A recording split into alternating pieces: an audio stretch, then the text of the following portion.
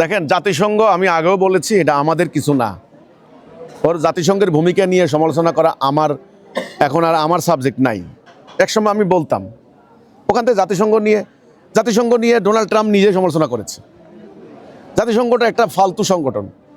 এটা ইউরোপিয়ানদের ওরা যখন দ্বিতীয় বিশ্বযুদ্ধে তারা যখন শত শত শহর ধ্বংস হয়ে গেল, তখন তাদের রাষ্ট্রকে পুনর্গঠন করার জন্য একটা সংস্থা তৈরি করেছে। 1 নাম্বার। 2 নাম্বার হচ্ছে খেয়াল করতে হবে কিন্তু তারা কিন্তু উপনিবেশ স্থাপন করেছে উত্তর আমেরিকায়, ওই যে বলিভিয়া, ব্রাজিল, পেরু, চিলি, এগুলা। এরপর আফ্রিকা, সেই তিউনিসিয়া থেকে শুরু করে সে দক্ষিণ আফ্রিকা পর্যন্ত তারা উপনিবেশ করেছে ইউরোপিয়ানরা। এরপরে আমরা এশিয়া, ভারতবর্ষ, ওকে। তারা যখন মারামারি করে নিজেরা দুর্বল হয়ে গেছে, তারা যখন নিজেদের এই আধিপত্য রাখতে পারে নাই, তখন তারা ইউরোপে ফিরে গেছে।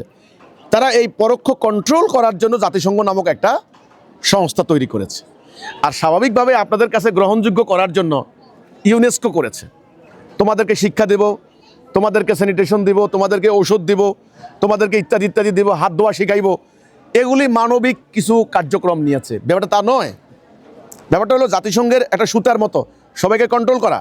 আপনি দেখেন, জাতিসংঘের কথা কি আমেরিকা মানে না। জাতিসংঘের কথা কি চীন মানে না। আপনার রাশিয়া মানে না।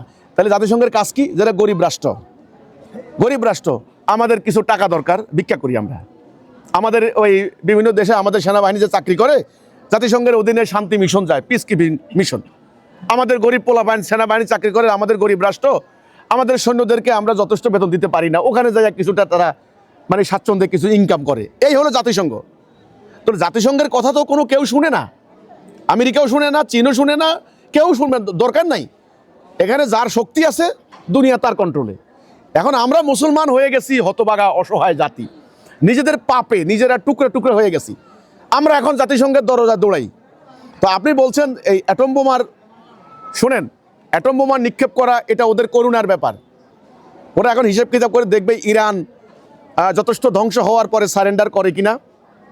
সারেন্ডার যদি না করে পাহাড়ে পর্বতে ওই যে লাদেনের মতো তোরাবোরা পাহাড় দিয়া যদি লুকাই থাকে, কোনো রকম বাঁচতে যাবে না, ফাইনালি অ্যাটম বোম মেরে ধ্বংস করে দিবে। কোনো বিচার নাই। জাপানে হামলা হওয়ার পরে কোনো বিচার হয়েছে? তারা সরি বলেছে? ক্ষতিপূরণ দিয়েছে? দেয় নাই। বরং জাপানকে তারা সন্ধিতে আবদ্ধ করেছে, তোমরা কোনোদিন অ্যাটম বোমার মালিক হইতে পারবা না, কোনোদিন তোমরা মারণাস্ত্রের মালিক হইতে পারবা না।